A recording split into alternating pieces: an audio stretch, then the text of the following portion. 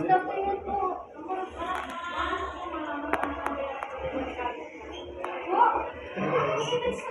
eh, palagi naman po siyang pumapasok sa kaaralan para mag-aral po.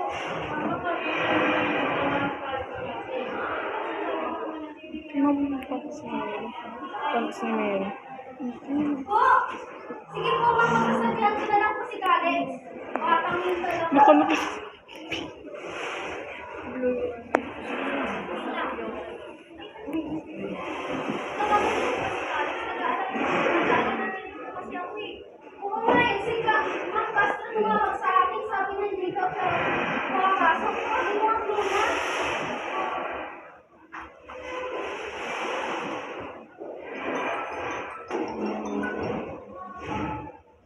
Hello, Kalex? Nasaan ka? Hinahanap ka nila dito sa akin. Hindi ka na naman pumasok. Umahimik ka nga. Dami mo ka lang. Wow! Pinapakuri ko sa'yo. Ba't pinagsasalita ko ng ganyan? Ha? Ano? Ba't hindi ka makakakot? Bayan mo nga ako, Luna.